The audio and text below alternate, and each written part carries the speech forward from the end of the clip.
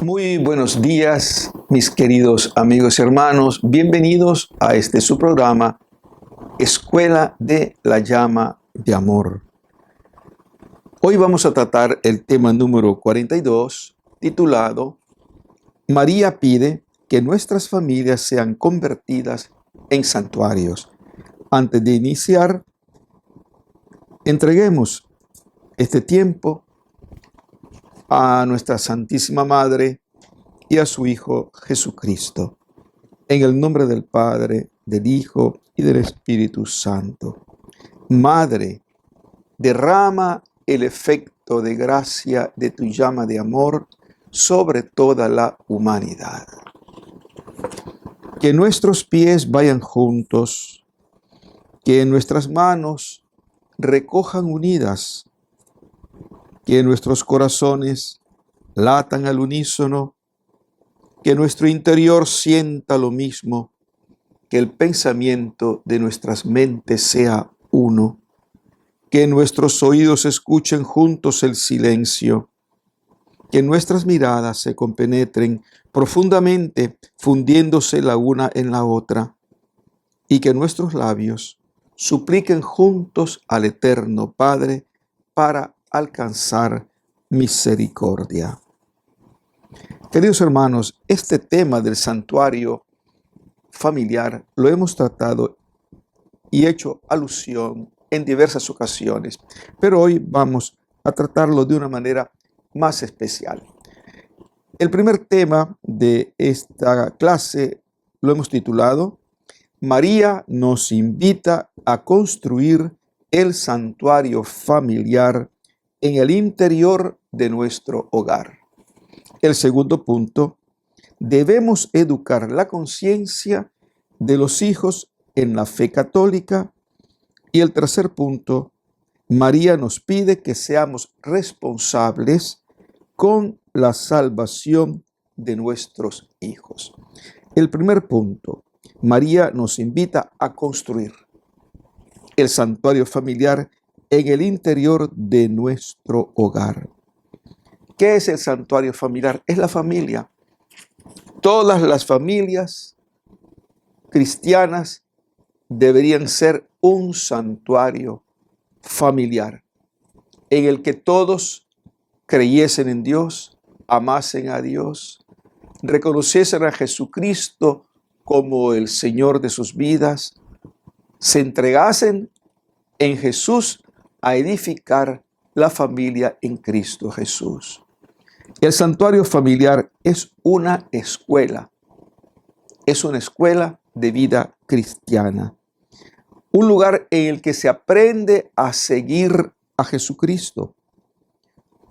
Los primeros maestros y educadores de la fe son los padres de familia.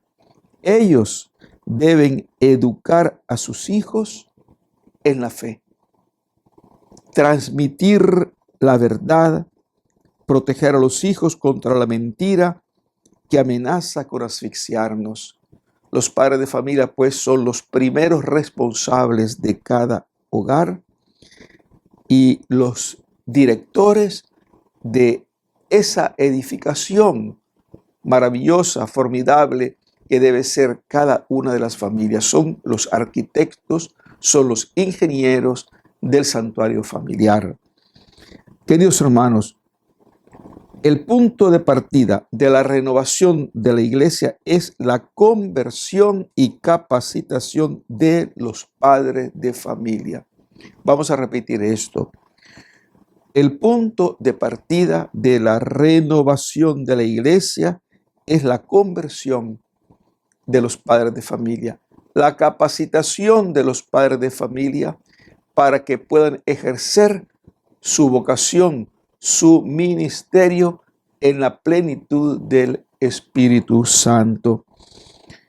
Muchos pensarán que esto es una utopía, que es imposible de realizar, pero es que es lo normal, debe ser así. Lo normal es que los padres de familia cristianos vivan plenamente en Cristo su vocación y movidos por el Espíritu Santo puedan ejercer llevar a cabo esa vocación con la plenitud de los dones y de los frutos que produce el Espíritu Santo en aquellos que creen en Jesucristo. Lo que es imposible para los hombres es posible para Dios. En la lección pasada hablábamos de ese gran milagro que consiste en la conversión de los corazones. Sí, Dios es capaz de convertir a todos los padres y madres de familia, de convertirlos en verdaderos discípulos de Jesús, de convertirlos en verdaderos evangelizadores y formadores de sus hijos. Dios es capaz de transformar y convertir el corazón de los hijos para hacer de ellos verdaderos testigos de Jesús. La Virgen María en el diario nos lo ha dicho tantas veces. Satanás quiere reinar en las familias, quiere destrozar las familias. ¿Quién puede resistir ese embate del mundo de las tinieblas? Solamente aquella familia que está realmente consagrada a vivir según Cristo, vivir en Cristo. Ese es el punto fundamental para todo cristiano, pero de manera muy particular para todo padre de familia católico. Su vocación es vivir en Cristo, vivir con Cristo, vivir para Cristo Jesús. Y eso solamente lo puede hacer la gracia de Dios que nos es dada en el Espíritu Santo. Queridos hermanos, ¿cuántos hogares no están fundados sobre Jesucristo? Infinidad de familias hoy no están asentadas sobre el sacramento. No es algo opcional. No podemos decir, bueno, yo quiero casarme por la ley civil y nada más. Si quiero, más tarde me voy a casar por el sacramento. No, no es opcional. Para un verdadero discípulo de Cristo, no es opcional la fornicación o la santidad del sacramento. Es una obligación. Es la ley de Dios, es la ley del Señor. La familia debe fundamentarse plenamente sobre la gracia de Dios, y esta gracia de Dios se obtiene en el sacramento del matrimonio, porque la unión libre o amancebamiento es pecado. El vivir con una persona del sexo opuesto en comunión carnal es un pecado, y es un pecado grave. La moral católica lo considera como pecado mortal. Y la ley civil es exactamente un concubinato. Para nosotros católicos no hay más matrimonio que aquel que se hace en el sacramento entre un hombre y una mujer, porque eso es lo que la ley de Dios nos dice, lo que la palabra de Dios nos dice en el Génesis. Entonces, Dios nos está llamando a transformar la iglesia por medio de las familias. Ese es el designio de la llama de amor. Transformar la iglesia por la santificación de las familias. Cuando la Virgen nos habla de un reguero de pólvora, nos está hablando de ese compromiso de todas y cada una de las familias católicas, verdaderamente católicas, de vivir el sacramento. No es una opción, el sacramento es una obligación. Y cuando hablamos de obligación, no hablamos de algo oneroso, de algo pesado, sino hablamos de una gracia. Es una gracia de Dios. El santuario familiar es un lugar de lucha, abrazo partido contra el poder de las tinieblas que amenaza con devorar a la luz. Y nosotros somos luz. Jesús nos dice, ustedes son la luz del mundo. Yo soy la luz. Vosotros sois la luz del mundo. Desgraciadamente nos hemos acostumbrado a vivir de una manera no cristiana, con valores no cristianos, pensando que somos cristianos. Repito, muchos católicos piensan que son católicos, pero no están viviendo como católicos, porque están viviendo de acuerdo a los criterios del mundo, del demonio y de la carne. Esa lucha terrible contra los tres enemigos de nuestra salvación se da siempre en todas partes, pero de manera muy particular en el interior de los hogares. Es allí donde se da la lucha por el reino de los cielos. El reino de los cielos sufre violencia y solamente los violentos lo arrebatan. No son aquellos que me dicen, Señor, Señor, los que entrarán en el reino de los cielos, sino los que cumplen la voluntad de mi Padre Celestial. Son las palabras de Jesús. Entonces, queridos hermanos, debemos convencernos de que la vida eterna es nuestro destino. La vida eterna consiste en conocerte a ti, oh Padre, y a tu enviado Jesucristo. Y ese conocimiento de Cristo no es un conocimiento intelectual. Debe ser, lógicamente, un conocimiento intelectual, pero tiene que ser ante todo un poner en práctica las palabras de Jesús. Aquel que me ama guardará mis mandamientos, nos dice Jesús, y solamente entra en el reino de los cielos aquellos que guardan los mandamientos de la ley del Señor. Entonces, queridos hermanos, el interior del hogar es el gran campo de batalla contra ese ejército tremendamente aguerrido y tremendamente sutil de Satanás, que llega a nosotros proponiéndonos valores no cristianos como si fueran cristianos. Isabel Kindelman infinidad de veces fue tentada por Satanás de diversas maneras, haciéndole pasar por cosas buenas, aquellas cosas que eran definitivamente malas. A toda mujer le gusta verse hermosa. Toda mujer tiene el deseo de tener un esposo, de tener una familia, de tener unos hijos. Y una vez que Isabel enviuda y que el Señor la llama a esa vocación de ser la portadora de la gracia de la llama de amor, el demonio se presenta. Isabel le dice, pero no seas tonta, tú todavía estás joven, embellécete, ponte hermosa, seduce a un hombre, forma una nueva familia, serás feliz. Isabel sabe que el Señor la llama a una vocación diferente, la llama a seguir el celibato para entregarse al reino de los cielos. Aparentemente lo que Satanás le está diciendo es bueno. Sin embargo, Isabel comprende que eso es una tentación. Pues bien, queridos hermanos, en las familias se dan infinidad de tentaciones y sobre todo de tentaciones de adulterio, porque es inevitable que en el interior de los hogares, todos imperfectos, haya tentaciones de dejar el hogar. Hace unos días una señora me decía, ya estoy desesperada, no quiero seguir con mi marido, me maltrata, tiene otra mujer, es un individuo que no me ama, que no me quiere, es alguien que me deja totalmente de lado, que me humilla, ya llevo años enteros en esta situación, yo quiero romper mi matrimonio, quiero irme. Son situaciones verdaderamente espantosas. Sin embargo, no es la voluntad de Dios que ese matrimonio sea roto.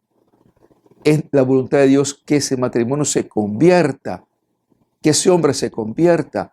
Y he aquí el milagro de la llama de amor. Por eso actúa la Santísima Virgen María, convirtiendo los corazones en la medida en que nosotros abrimos las puertas de nuestra alma, de nuestro hogar, al poder de la llama de amor. Muchas familias están en bancarrota simplemente porque no ponen en práctica lo que la iglesia desde siempre nos ha dicho y nos recuerda constantemente. Y el diario de la llama de amor viene a recordarnos, a poner delante de nosotros el camino de la santificación de los hogares, Hermanos, hay familias que no oran, que no se reúnen para orar, para compartir la palabra de Dios. Hay familias que no hacen caso a la Virgen María cuando nos está pidiendo el rezo diario en familia del Santo Rosario y especialmente del Rosario de la Llama de Amor. ¿Por qué? Porque esa oración diaria, permanente, protege a los esposos, protege a los hijos de las acechanzas del maligno. Hay familias que no van a misa ni los domingos. Se quedan completamente indiferentes ante la celebración eucarística, a pesar de que la misa es el mandamiento más importante de los 10 mandamientos de la ley de Dios. El más importante es la participación dominical en la Eucaristía. Y me van a decir, ¿por qué? Porque es el acto de amor a Dios. Es el momento en que Jesucristo se entrega totalmente al Padre y nosotros nos entregamos con Él al Padre en el sacrificio de la Eucaristía. Y es a través de la Eucaristía dominical que nos vienen todas las gracias de la semana. Y cuando nosotros no participamos en la Eucaristía dominical, le estamos diciendo al Señor, hay cosas más importantes que tú. Mi sueño es más importante que tú, Señor. Mi descanso, mi programa de televisión, el deporte es más importante. El picnic, vamos a salir de paseo. Es más importante para nosotros que la celebración eucarística. Qué triste cuando sabemos que la celebración eucarística es la fuente de todas las bendiciones. Hay familias en las que no hay arrepentimiento del pecado, no hay reparación del pecado, no hay confesión. El sacramento de la confesión está completamente olvidado. Hace unos días confesé a un señor que tenía 40 años de no confesarse. Así nomás, 40 años de no acercarse al sacramento de la reconciliación. ¿Qué se puede esperar de una familia en la que el sacramento de la reconciliación es dejado de lado sistemáticamente y en el que los padres de familia no llevan a los hijos verdaderamente al sacramento del perdón? No hay algo más importante y más poderoso para sanar las almas y liberarlas que el sacramento de la reconciliación. Hay familias en las que no se ayuna, en las que no se hace penitencia. En la tradición de la Iglesia Católica, el ayuno ha sido siempre importantísimo. Antes del concilio había más ayunos, había abstinencia todos los viernes, abstinencia de carne, y había ayunos. El ayuno desapareció por ensalmo de la Iglesia Católica. Se olvidó el ayuno, se perdió el ayuno. Y si vemos el desastre en la fe, es precisamente porque nos hemos convertido en una iglesia que no hace penitencia, en una iglesia que no ayuna. Hay otras iglesias, por ejemplo, la iglesia copta. En esa iglesia, que es una iglesia ortodoxa, en esa iglesia se ayuna con muchísima frecuencia. Nosotros hemos perdido el sentido de la penitencia, el sentido del sacrificio, el sentido del ayuno.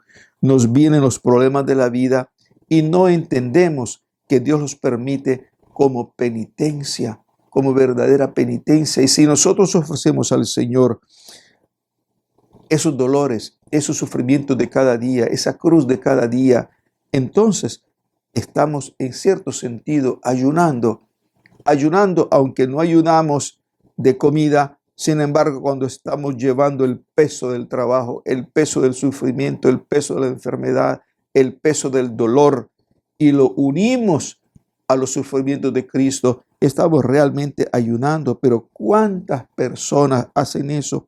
¿Cuántas personas han comprendido la importancia de la reparación de los pecados? En el diario espiritual, constantemente el Señor le dice a Elizabeth, ayuna, ayuna, arrepiéntete de tus pecados. Y Isabel se arrepiente, le duele en el alma haber ofendido al Señor, y el Señor le dice, cuánto me agrada tu penitencia, cuánto me agrada el sufrimiento de tu corazón, la reparación que estás haciendo, el dolor que expresas en tu alma por haberme ofendido. Sí, la reparación es importantísimo. ¿Cuántas familias no tienen vida eclesial? Son como islas cortadas completamente de la parroquia. Hablamos de la parroquia en el tema anterior, pero es que la parroquia es el centro, debe ser el centro de la vida espiritual. Tenemos una parroquia, formamos parte de una comunidad. Debemos reconstruir en nosotros el sentido de la comunión eclesial. Y la comunión eclesial pasa en primer lugar por la parroquia. Muchas parroquias son lánguidas, sin vida, porque los mismos miembros de esta parroquia, los bautizados que viven en ese territorio, ni siquiera saben que forman parte de esa parroquia.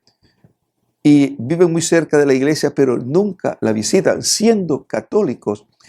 Tienen la oportunidad de celebrar la Eucaristía o de visitar al Santísimo frecuentemente, pero ellos no tienen conciencia de vida eclesial en su corazón. Y por lo tanto, ¿cómo puede una familia ser fuerte en la fe, vivir la fe, si no tiene un lazo vital con su parroquia? Cantidad de gente no conoce a su párroco. Entonces, hermanos, la llama de amor viene a renovar la familia desde las raíces. Ese es el designio de la Virgen María. Esa oración de la llama de amor derrama el efecto de gracia de tu llama de amor sobre toda la humanidad. Sirve para construir nuestro cenáculo, rechazando todas esas tentaciones del enemigo que lógicamente lo que busca es apartarnos de los medios que nos servirán para construir el cenáculo que debe ser una familia de bautizados. El demonio viene a nublar nuestro entendimiento, viene a perturbar nuestro corazón para que no nos sintamos verdaderamente católicos y para que no lo seamos. La fe católica es un camino de santidad, mis queridos hermanos. Pasemos ahora al punto segundo. Debemos educar la conciencia de los hijos en la fe católica. La fe católica. ¿Qué es la fe católica? Hay gente que dice, yo soy cristiano, yo no soy católico, como si ser católico fuera menos que ser cristiano. Pues les voy a decir lo que decía este gran San Ignacio de Antioquía, ese gran mártir de los primeros mártires de la iglesia en el año 100 y pico, martirizado obispo de Antioquía. Él decía, no es verdadero cristiano el que no tiene una fe católica. La fe católica es la plenitud de la fe. Es católico el que cree en el depósito de la fe completa, el depósito que nos han transmitido los apóstoles, el depósito que la iglesia siempre y en todas partes ha considerado como parte esencial de la fe. Es católico todo aquello que siempre y en todas partes ha sido reconocido por la iglesia y en especial por el magisterio como formando parte de la tradición de los apóstoles. Los dogmas de la fe, es decir, las reglas de fe. Cuando hablamos de dogma de fe, no estamos hablando, como mucha gente ignorante lo pretende, como una imposición absurda. Es un dogma y no se lo puede combatir. Pues, hombre, ciertas personas tienen esa idea del dogma, como si el dogma fuera algo que se te impone y tienes que creer. Es al revés. El dogma es un camino de fe, es una regla de fe que te permite vivir sin peligro, sin error, la fe.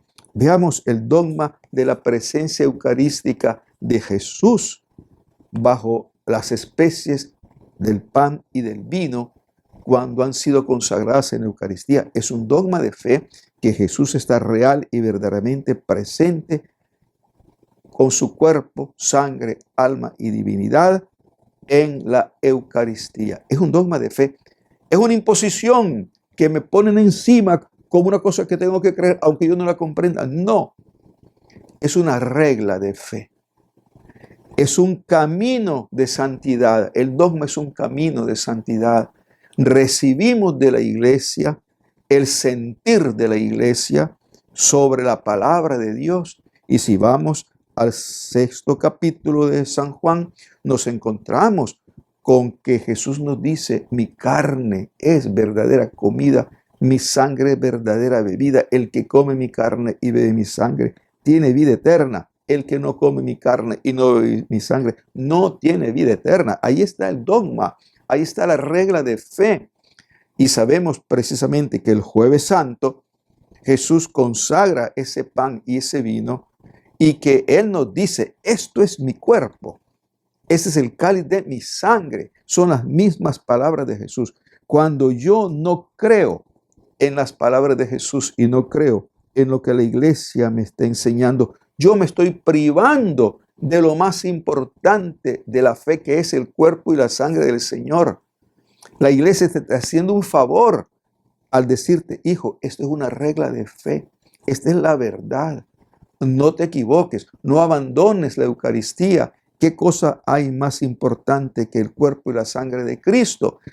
Por favor, hijo, cree, acepta y vive esto que yo llamo dogma. Dogma significa regla, una regla de fe. Entonces, si yo no educo a mis hijos en la fe católica, yo no estoy cumpliendo con mi vocación de padre de familia. Yo no puedo decir: es que mi hijo es libre de creer o de no creer, o como algunos dicen: yo a mi hijo no lo bautizo, porque cuando él sea grande, que escoja, como si el bautismo fuera una cosa opcional. El bautismo no es ninguna cosa opcional. Yo no puedo decir: si yo quiero me bautizo, si yo no quiero no me bautizo. No, no es opcional. El bautismo es una regla de fe, es una obligación. Ligación, estoy ligado, estoy atado a la verdad. El bautismo es un dogma, es una regla de fe a través de la cual yo me uno total y absolutamente a Jesucristo. Soy transformado por Cristo. Entonces, cuando tú no bautizas a tus hijos y los pobrecitos crecen sin catequesis, crecen sin educación, cuando lleguen a grandes no se van a bautizar y habrán perdido tantos años de vida separados de Cristo, separados de la gracia de Dios. Cuando yo bautizo a mi hijo, aunque sea pequeñito, y lo llevo a los pies de Cristo, le estoy haciendo el más grande favor que yo les pudiera hacer, porque lo estoy injertando en Jesucristo. Entonces, padre de familia, nosotros no podemos cometer esos graves errores. Por eso es tan importante que nosotros nos instruyamos en la plenitud de la fe.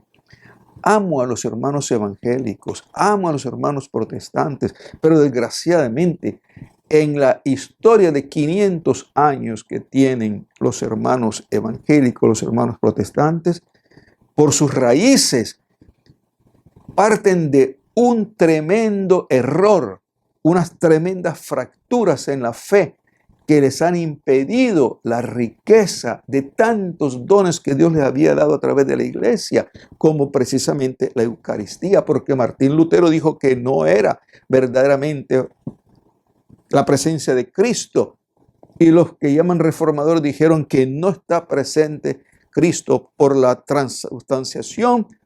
Se negaron a creer en la Eucaristía, y la Eucaristía no es más que un rito vacío donde no está la presencia viva de Jesús. Igualmente la confesión, rechazaron la confesión, se confían directamente con Dios. Por amor de Dios, está bien, confiésate con Dios y Dios te perdonará, pero no tienes el sacramento, es decir, la acción directa de Jesucristo en ese sacramento tan grande a través del cual te sana, te libera, rompe las cadenas, te fortalece. Una persona que se confiesa frecuentemente como debe ser, es una persona que está fortalecida por la acción del Espíritu Santo y lo lleva a romper con el pecado. No hay pecado que resista a las confesiones frecuentes. No hay pecado que resista, porque la confesión te lleva a reconocerte pecador y a solicitar el perdón. La confesión te da gracias particulares que te ayudan a pasar por encima de todas las tentaciones y dificultades. Queridos hermanos, qué importante es instruirse en la fe, padres de familia. Ustedes son los primeros que deben instruirse. Hay errores tan graves, por ejemplo, la fecundación in vitro. Ese error que está hoy común en la mentalidad de muchísimos matrimonios. No tengo hijos, quiero tener hijos, no puedo tener hijos, entonces recurramos a la fecundación in vitro. Cuando eso es algo totalmente monstruoso, porque para tener un hijo, primeramente se viola, diríamos, el proceso natural del amor del hombre y la mujer que engendran un hijo a través de la intimidad. Y entonces vamos a convertir esa intimidad en una probeta, en unos óvulos que son fecundados por espermatozoides, sean del marido o sean de otro hombre, peor todavía. O van a un banco de esperma y compran el esperma como si fuera, como quien dice, un comercio la vida del ser humano. Eso es totalmente absurdo, violento, monstruoso. Y después peor cuando son varios óvulos fecundados. Esos óvulos fecundados van creciendo fuera del seno materno en las probetas y después son puestos en el seno de la mujer. Pero para que se pueda implantar un óvulo fecundado, ¿qué sucede? Se destruyen los otros óvulos fecundados, que son seres humanos, que no son un montón de células, y cometemos realmente abortos. Entonces, si yo no estoy bien instruido en la moral católica, yo me voy a dejar llevar por todo lo que dicen los demás, pero muchas veces lo que te dicen los demás son cosas perversas, son cosas falsas, y después vienen los ayes, después vienen los sufrimientos, cuando la conciencia es iluminada. ¡Ay, qué error tan grave permití cuando impedí el nacimiento de mi hijo! O cuando por tener un hijo destruí tantos embriones que son seres humanos. Queridos hermanos, es grave. La ignorancia en la fe es grave. Por eso los primeros que deben instruirse en la fe, en la moral católica, son los padres de familia. Y gracias a Dios hoy hay tantos medios a través de los cuales podemos instruirnos. Una persona, pues diría yo, con ciertas posibilidades, pues puede recurrir a Internet. Y en Internet encontramos maravillas. Podemos encontrar cosas muy malas, pero en Internet hay maravillas. Hay toda una serie de cursos al alcance de la mano, cursos de catequesis, de todo tipo, bien fieles a la enseñanza de la iglesia. Internet es un medio de formación maravilloso. Las escuelas de la fe que hay en Internet son verdaderamente envidiables. Entonces, padres de familia, la gran responsabilidad que tienen ustedes de educar a sus hijos en la fe les permitirá construir su santuario familiar, porque al educar a los niños desde pequeñitos en el amor a Dios, en la fe en el Señor, en el uso, en la utilización de todos los medios de santificación que la iglesia nos da, pues estamos llevando a los hijos a la unidad. El santuario familiar es realmente un lugar de unidad. La vez pasada hablamos de los dones y de los frutos del Espíritu Santo, pues ese Espíritu Santo produce el gran don y el gran fruto del amor, caridad, amor, gozo. Una familia católica debe ser una familia feliz, gozosa, llena de mansedumbre, llena de bondad, llena de ternura, llena de justicia, pero no la justicia humana, sino la justicia del Señor, que es santidad. La palabra justicia significa santidad. Entonces, los padres de familia están para eso, para educar en la fe católica, la plenitud de la fe. Qué bueno es ver que los hermanos evangélicos llevan a muchos a creer en Cristo Jesús. Maravilloso. están llegando a mucha gente que nunca ha creído en Cristo Jesús. Pero, ¿qué tal que a ti te inviten a un banquete y te digan, bueno, usted solamente puede comer la mitad? Esta es la mitad del banquete. De eso no va a comer usted. Usted no va a amar a la Virgen María. Usted no va a comer la Eucaristía. Usted no va a confesar sus pecados. Usted no va a estar unido al Papa. Usted solamente puede hacer esto. Puede comer de arriba para abajo, confesarse. No va a comer el cuerpo de Cristo, va a comer un pedazo de pan. No va a amar a la Virgen María, la va a respetar. Hermanos, por amor de Dios, si yo voy a un banquete, yo quiero comer de todo. Pues los hermanos evangélicos solamente nos dicen, usted puede comer una parte del banquete, la otra no, porque nosotros le enseñamos que no la debe comer. Qué pena. Entonces hay que ser honestos, rectos, sinceros, ir a la verdad, a la plenitud de la verdad. Y esa plenitud de la verdad se obtiene estudiando. Católico ignorante es futuro protestante. Es una verdad. Es un dogma. Es una regla. Hermanos, es necesario que nosotros hagamos ese esfuerzo de estudiar la fe para poder enseñarla a los hijos. Si yo quiero ser médico, paso tantos años quemándome las pestañas, haciendo turnos, estudiando hasta en la madrugada para poder pasar los exámenes. Si quiero ser ingeniero, lo mismo. Todas las profesiones son así, pero cuando se trata de la profesión más importante, que es la profesión de la fe, porque la fe implica la salvación, nosotros no le damos importancia. No nos interesamos. Qué pena, no sea que al final de nuestra vida nosotros nos presentemos frente al Señor y encontremos la puerta cerrada y golpeemos y digamos, Señor, ábranos, si yo era católico, si yo iba a misa, sí, hijo, pero no solamente te contestaste con ir a misa, pero no viviste en plenitud de la fe. Yo no te conozco, porque no has formado en ti el rostro pleno de mi Hijo Jesucristo. Y la fe católica nos lleva a eso, a formarnos plenamente en Cristo. Y el santuario familiar es eso.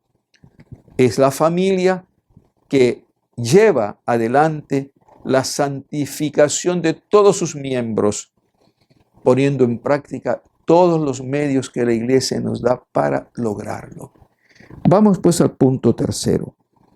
María nos pide que seamos responsables con la salvación de nuestros hijos. ¿Cuál es tu mayor responsabilidad, padre de familia? Dar de comer a tus hijos es muy importante, claro. Dar a tus hijos una buena casa, claro. Dar a tus hijos escuela, por supuesto. Vestir a tus hijos, ¿cómo no? Sí, todo lo que es material y es de justicia es importantísimo. No podemos dejar a nuestros hijos a la deriva. Pero sobre todo, lo más importante es llevar a nuestros hijos a la santidad, a la salvación eterna. Padres de familia, hagamos una escala de valores y pongamos en el primer valor a Dios. Amarás al Señor tu Dios con todo tu corazón, con toda tu alma, con todas tus fuerzas. Amarás a Dios sobre todas las cosas. Ese es el primer valor. Y ese valor tiene como resultado la vida eterna. En la medida en que nosotros amamos a Dios y llevamos a todos los nuestros a amar a Dios, estamos preparándonos para entrar en la vida eterna. Aquel que no cree en Dios no lo ama. Aquel que no cumple la palabra de Dios no ama a Dios.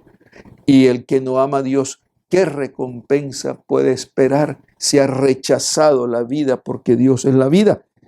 El que no ama a Dios, pues no puede esperar la vida futura.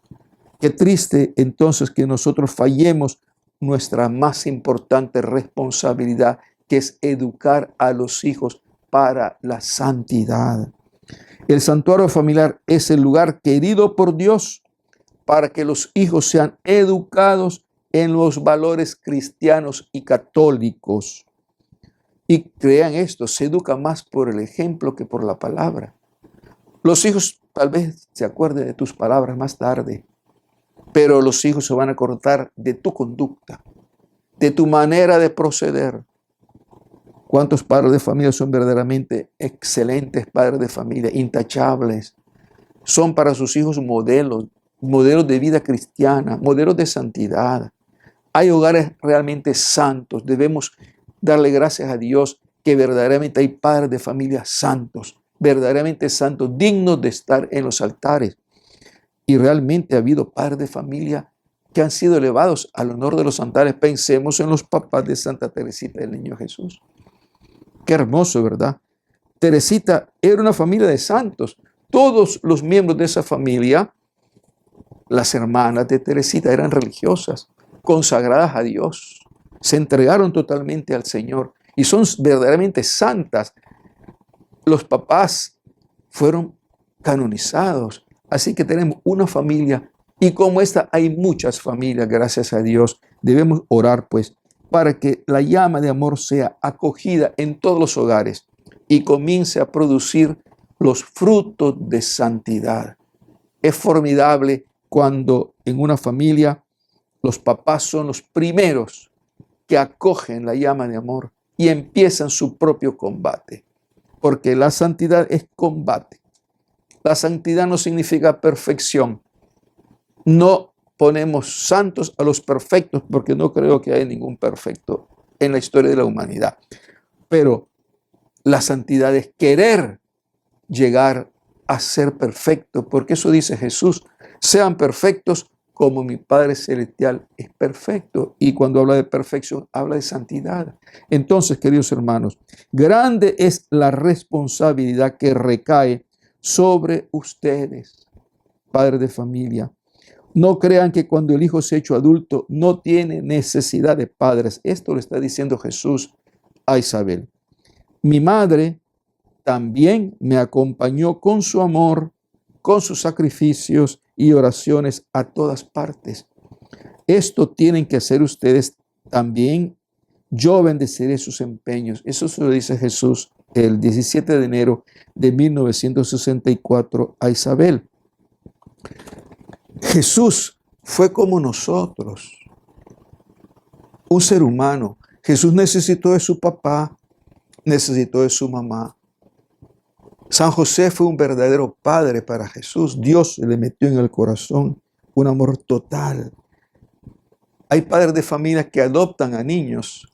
Recuerdo un padre de familia que adoptó a un niño y lo amó hasta el final de su vida como hijo, como si hubiera salido de sus propias entrañas. Eso me dice él: yo amo a mi hijo, a mis hijos adoptivos, como si fueran mis verdaderos hijos salidos de mi sangre. Y es cierto, Dios da una gracia particular de paternidad, y esa gracia se la dio a José. José amó a Jesús como un auténtico padre, con el amor de padre, y es él quien guió a Jesús. Es él quien enseñó a Jesús a trabajar.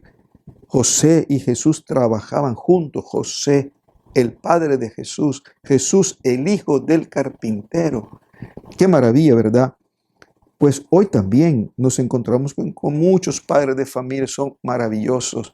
Se esfuerzan por llevar a sus hijos adelante, pero hay también muchos que se descuidan por completo.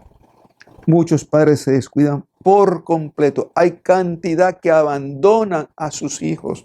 Yo me he encontrado en la vida real a cantidad de jóvenes, varones y mujeres que me dicen: yo no conozco a mi padre. Mi padre me abandonó cuando yo estaba en el seno materno. Mi padre dejó a mi mamá cuando yo tenía 3 meses. Nunca, ni siquiera sé quién es él. Si yo paso por la calle al lado de él, yo no lo conozco. Y otras que me dicen: yo conocí a mi padre cuando tenía 15, 16 años o más tarde, pero yo no siento hacia él nada. Nada. Es una persona indiferente para mí. Qué triste eso, ¿verdad? Entonces, queridos hermanos, es necesario tomar en serio la paternidad. Y lo más responsable de la paternidad es el ejemplo en el seguimiento de Cristo. ¿Quién es cristiano? El que sigue a Jesucristo. ¿Quién es el que sigue a Jesucristo? El que va poniendo en práctica la vida de Cristo. El que va poniendo en práctica las enseñanzas de Jesucristo. Ese es el verdadero cristiano. Y claro, nadie pone en práctica al 100% las enseñanzas de Jesucristo. Y conocemos que tenemos debilidades, pero lo que vale es la voluntad. La voluntad. Hijos, vamos a misa. Hijos, vamos a celebrar la Eucaristía. Hijos, vamos a confesarnos. Vamos a comulgar. Vamos a orar. Oremos el rosario. Amemos a la Virgen María. Hijos, ese es el catecismo.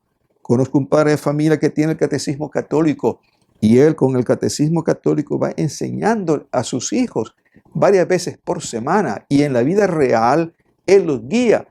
Los guía porque él conoce perfectamente el catecismo. Una madre de familia que hace exactamente lo mismo. Entonces, eso es precisamente formar el santuario. Formamos el santuario familiar en la medida en que enseñamos a nuestros hijos a vivir como cristianos, en la plenitud de la fe católica. Vamos a reflexionar estos tres párrafos que he tomado del diario espiritual. Jesús le dice a Isabel: repito de nuevo, hijita mía, necesitas cambiar para que seas como yo te quiero. Te ayudo para que sigas el recto camino, pero tienes que cumplir con todas tus fuerzas las tareas que te asigno. Acude a mi madre, ella te ayudará. Miren lo que dice Jesús a Isabel: tienes que cambiar. Y eso me lo dice a mí, te lo dice a ti. Tienes que cambiar. Isabel tenía un mal carácter. Y el Señor le dice que ella tiene que cambiar su mal carácter y tiene que ser amorosa, tiene que ser caritativa, tiene que dejar su rudeza. Isabel fue una mujer ruda porque se enfrentó desde pequeñita con la soledad y con las dificultades tremendas para sobrevivir. Y entonces ella tuvo que modificar su carácter. Igualmente hay tantos santos. De San Francisco de Sales se dice que él tenía un carácter pésimo, orgulloso, soberbio, y que un día era sacerdote él. Al ponerse la sotana, un botón lo puso en otro ojal y la sotana le quedó, como quien dice, pues desequilibrada. Del enojo agarró la sotana y la rompió. Y su hermana que estaba ahí le dijo: ¿cómo es posible que usted, siendo sacerdote, se comporte de esa manera? La hermana le llamó la atención y a partir de ese momento él se esforzó tremendamente por cambiar su carácter y dicen que llegó a ser una persona amabilísima, una persona que resumaba amor y caridad. Es que esa es la vida cristiana, es la lucha diaria y para eso está la llama de amor, para ayudar a luchar contra mis malas tendencias, mi tendencia a la ira, a la violencia, al odio, al rencor, a la lujuria.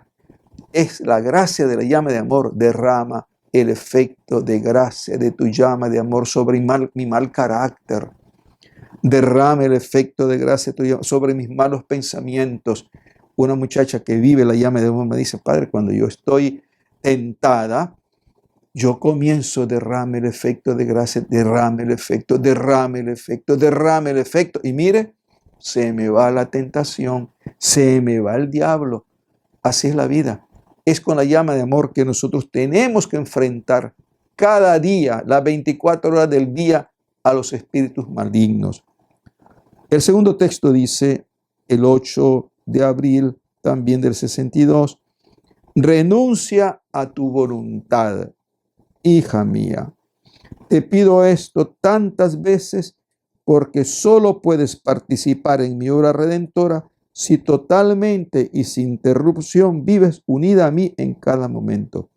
Nosotros pensamos, mientras yo hago mi voluntad soy grande. Aquí hago lo que se me da la gana. ¿No lo han oído ustedes esa vez? En mi casa se hace lo que yo quiero. ¿No lo han oído ustedes? Sí. Eso lo decimos nosotros. A mí me da la gana y si no me da la gana, no lo hago. Pues estamos equivocados. Equivocadísimos, porque no se trata de hacer lo que a mí me da la gana. ni lo que a ti te dé la gana. Se trata de hacer la voluntad del Señor y no la nuestra. Por eso Jesús le dice a Isabel, renuncia a tu voluntad para hacer mi voluntad, para cumplir mis mandamientos. Cuando Jesús me dice, para hacer mi voluntad, me está diciendo, no mi arbitrio. No, Jesús no es arbitrario. Él dice, para cumplir mis mandamientos. Y entre esos mandamientos de Jesús es, sé humilde como yo soy humilde, sé manso como yo soy humilde. Aprendan de mí que soy manso y humilde de corazón. Tenemos que entender esto. Amar a Jesús es poner en práctica sus palabras. Por eso debemos estudiar el Santo Evangelio. El tercer texto de la misma fecha dice, no te busques a ti misma. Ya he repetido muchas veces que yo te quiero enteramente para mí. Renuncia a ti misma. Nada, ni un pelo se interponga entre tú y yo. Es que Isabel, igual que todos nosotros, somos tentados. Isabel tenía tentaciones. Un día se puso a leer una revista que encontró en un consultorio, como cuando llegamos al consultorio del médico, hay un montón de revistas, vamos a revisar. Y le dice Jesús, no, ¿qué es eso? ¿Cómo vas a perder el tiempo leyendo una revista tonta en vez de pensar en mí? Jesús le está diciendo, no quiero que haya nada que nos separe. Es una enorme gracia de Dios que nosotros conservemos siempre la presencia de Cristo. No es posible para muchos de nosotros, pero bueno, eso es lo que quiere el Señor. Hermanos queridos, tomemos pues en serio esta gran vocación de la santidad. Dios nos llama a ser santos y más aún, Dios nos llama a ser santificadores. A nosotros los sacerdotes, Dios nos llama a ser santos nosotros mismos. Pero más aún, nos llama a ser santificadores de nuestros hermanos. El trabajo del sacerdote es santificar a los fieles.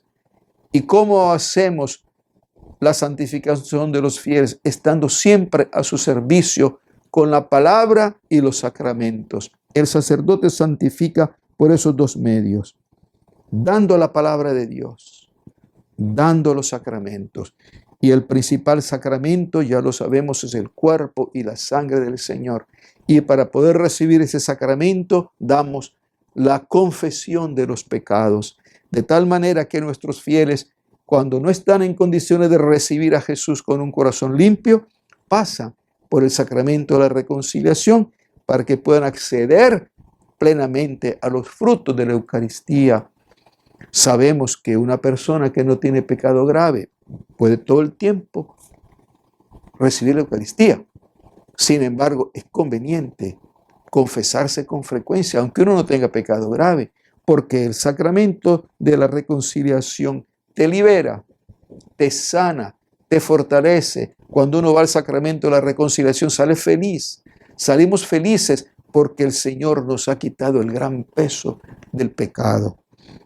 Queridos hermanos, pues al terminar esta lección número 42, tomemos hoy la decisión de convertir nuestra familia en un santuario, convirtiéndonos primero nosotros mismos. Si mis hijos ven que yo me he convertido, ellos también se querrán convertir, porque el santuario es fundamentalmente una familia convertida al Señor y entregada totalmente al Señor.